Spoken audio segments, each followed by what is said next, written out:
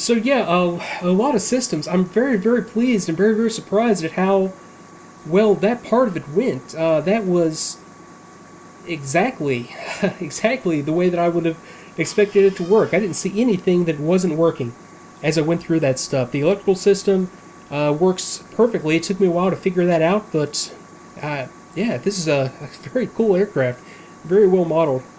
Okay, so now we'll go through the startup, and the next time that I do this, it's going to be a lot quicker, and that's the point of doing this slowly up front, is that you'll know what you're doing, and you can spot something that's wrong the next time through, because you took your time and you figured out how things are supposed to work the first time through.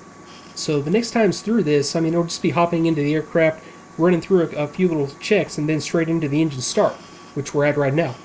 So let's go ahead and do this. Let's go ahead and do the startup checklist.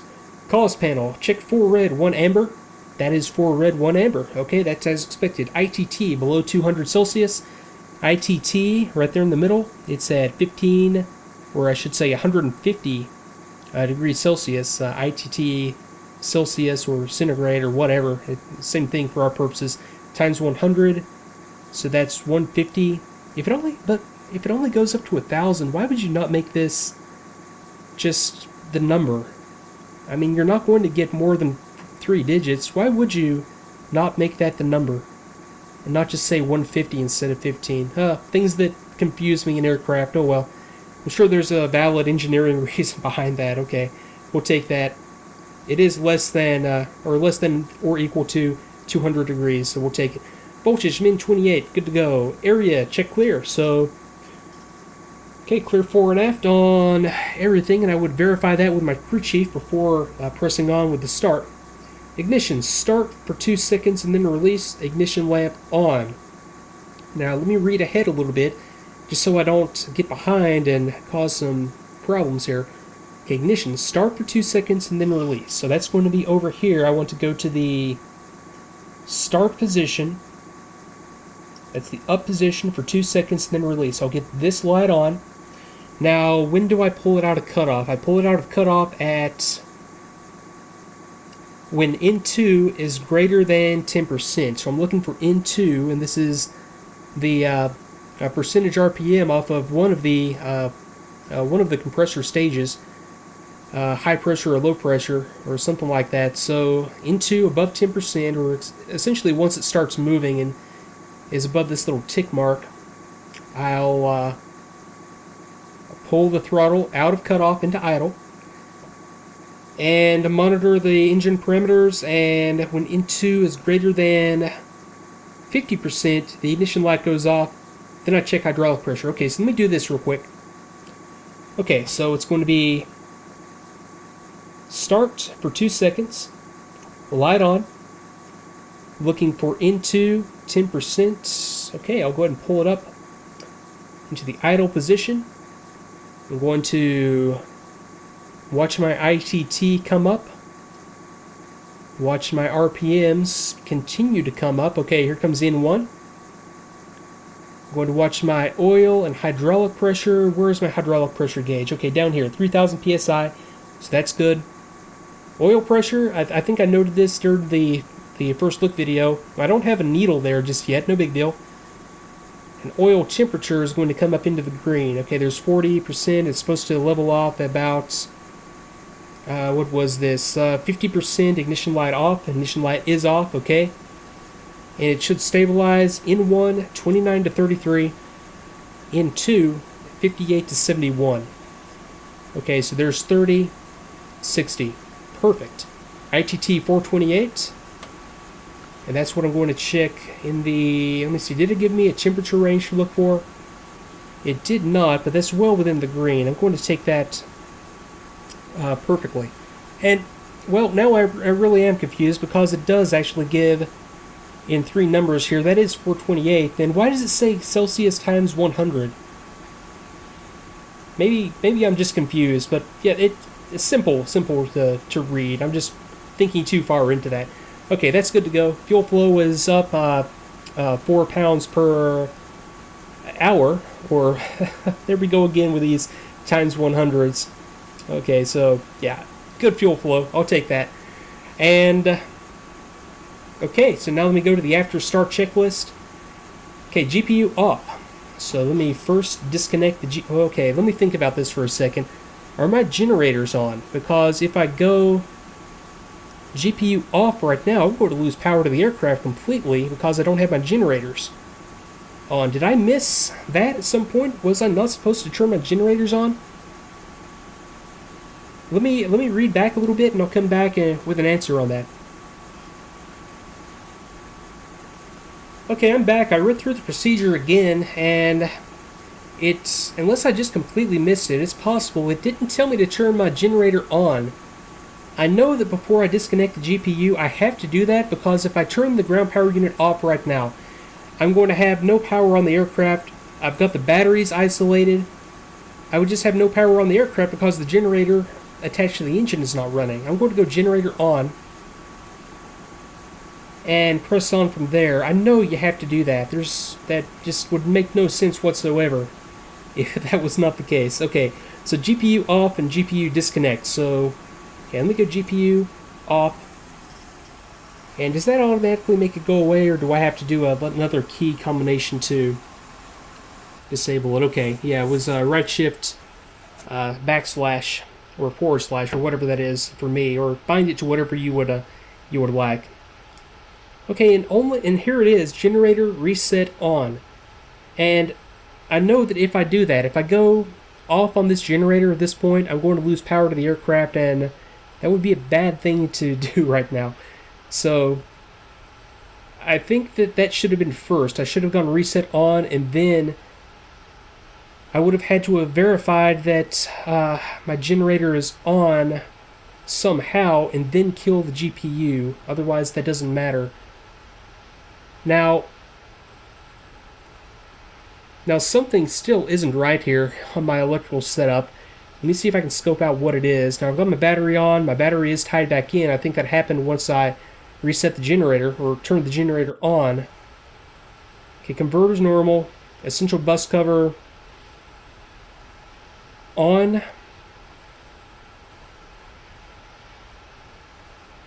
I've got my DC bus tie on. Generator is on. I have obviously just missed something here because I only have 24 volts showing on the system, so I suspect that right now things are just running off the battery in either case. Let me go reset. Well, I don't want to do this, so I'll do it anyway. Reset on. Now I am confused because, I mean, granted I have my battery on now. If I had left my batteries isolated and then reset the generator and turn it back on, yeah, bad things would have happened. I think I need to translate that part of the manual and figure out what's going on there. It works. It just doesn't work like I expected. It's a little bit more complicated than I would have thought. It's not complicated, don't get me wrong. There's nothing complicated about this. It's just that I don't understand exactly the sequence, apparently. But, okay, we're good. That's a good config. I've got everything up and running that needs to be up and running. So we'll press on.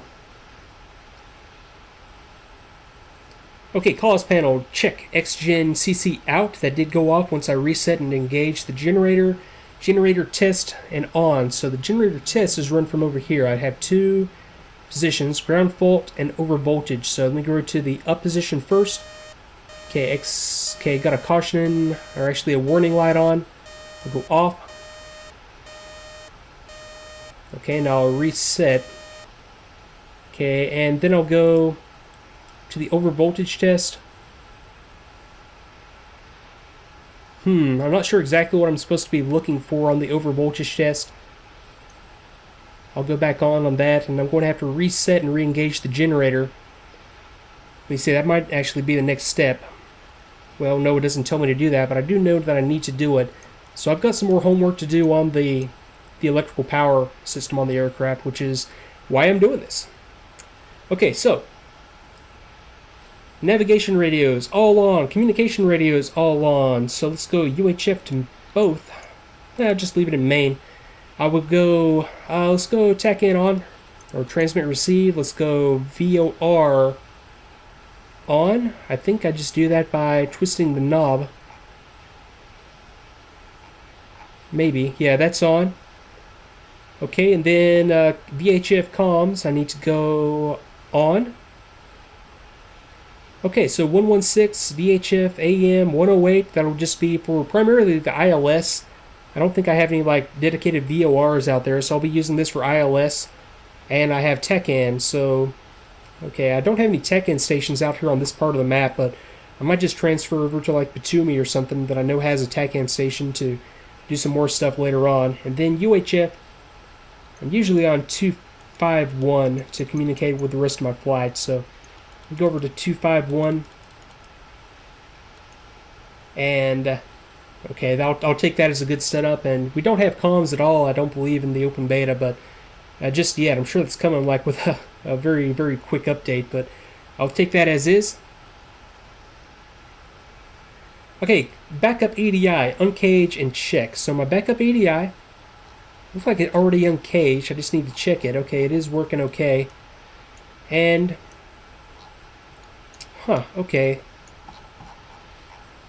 Okay, so I've got it pulled out. That's okay. Now I'm going to the adjustment. Okay, and I'll just center it up so that it's lined up with the horizon. Okay, I'll take that as good. It is uncaged.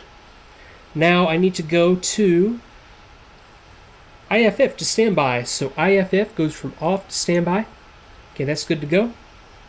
I need hydraulic pressure, check in the green range. Hydraulic pressure is 3,000 psi. That's a pretty standard pressure for a more or less modern aircraft system. So I don't have a green range here, but 3,000 psi is very normal, very good. Okay, now we get into some flight control checks. Air brake, test, and then put it to the in position. I've already mapped this to my HOTAS. So air brake, I can hear it going down. Okay, let me see. Okay, I've got the indicator up here. So, yeah, right up here is my air brake indication. It's in. I'm going to extend it. Out. Okay, let me go external. Okay, there we go. Okay, good check of the air brake. Now I need flaps. Let me go full down, and then I'll put them back to the takeoff position. Do I have any viz? No, I can't see the position from the cockpit. But I do have the indicator telling me that they're full down. And then I'll put them to the takeoff position. Go external and see this work. Okay, so there they go, full down. Okay, takeoff position. And I'll leave them right there. Okay, gotcha. Let me see, roll trim, check. Okay, so roll trim. I have a trim indicator up here. I've already read that this does not work. It's a limitation of the standard flight model. This will work eventually, but okay, I'm just kind of playing with the trim controls, and it's not really doing anything. I'm going to leave that alone and take that as good. Okay, elevator trim tone breaker in. Now I'm going to have a circuit breaker back here that's for my elevator trim tone. I just need to verify that it's in, and I might have been intended to pull it as part of some sort of a check there. I don't know why it would tell me specifically to check this is in, but I'm going to assume that's part of some kind of a test, and I'm just going to check that it is in if I can find it. Give me 1 second. Okay, so it's not on the circuit breaker panel. It's actually over here. It's a breaker right here. That is it says pitch trim tone mute, and that is the elevator trim breaker, and I have verified that's in. I did find one other neat little thing as I was looking around the cockpit for maybe the breaker panel, but I have a pedal adjustment handle down here that I can use to adjust the pedal position. Very cool little details that you see just out of nowhere when you're looking for something completely different. Okay, emergency pitch trim test set minus 1.5 degrees. So I need to figure out how to test my emergency pitch trim. Now that's going to be over here somewhere. Maybe I was wrong. That's pitch trim tone mute. Okay, that was pitch trim tone. Here's the pitch trim breaker. Now, okay, I know that I can test the light for the pitch trim disconnect by doing that. I know that I can... I'm going to take that as a good test. There might be more to it than that. I'm sure there is, but I'll readdress that at some point later on down the road. Okay, now I need to go to roll trim, test and set at 0 degrees. I'm going to take that as good. Pitot Heat, test as required. And for the Pitot Heat, what I would do is I would have the Pitot Heat enabled. The crew chief would verify by touching the probe that it's good, and then I would disable it until I take off. I just need to find the switch for it. I'll be right back. Okay, got it. It's right down here, Pitot Heat, right below the gear handle. So that would stay on until the Pitot tube heats up. Let me see where it's at on the aircraft. It is... oh, right there above the nose. I don't know, I might stand corrected. I don't think the crew chief would get in there in the case of the C-101. That's a little bit, it's kind of within the intake danger area, unless it's... I don't know, that might be far enough in front of the intake that a person would be able to get in there and test that. I sure wouldn't want to do that, though. But then again, it is kind of a small engine. There isn't a whole lot of air going through there. Probably enough, though, but anyway. Okay, pressing on to stall warning system, check on. I've already got that checked a couple of times already, so that is on. I'll go ahead and disable the Pitot Heat and take that check as good as well. Okay, engine anti-ice, test, and then as required. Engine anti-ice. I have anti-rain fluid. I have anti-helio. Okay, let me test it. I don't know what I would be checking right here, though. Maybe it's just to check that the indicator comes on, and then I disable it. I don't think that's all there is to it, though. But I will take that as good and see if I can research that a little bit more. Now I need to go engine computer, test, and then on.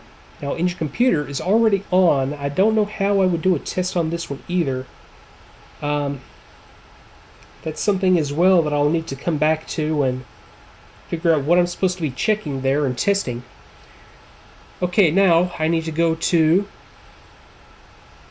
landing lights, test, and then off. I already did a good check of the landing lights earlier, so I'll skip over that and go to cockpit illumination, test, and then set as required. So, okay, and here we go. Okay, so I've got cabin illumination. That's just like a floodlight system. I need to do a night mission. I don't do nearly enough night missions. I might do that on the next startup, so I can really see the lights at work. It looks pretty cool. But, okay, that worked. Okay, I've got red light, bright and dim settings. Those are working just fine. And I've got, okay, these are console lights. Okay, so these would be the little strips so that they'll illuminate the lettering. It's kind of like a little electroluminescent strip in there that gets energized and kind of makes the lettering and the numbering on the panels glow. So, okay, that's good. And then instrument lighting.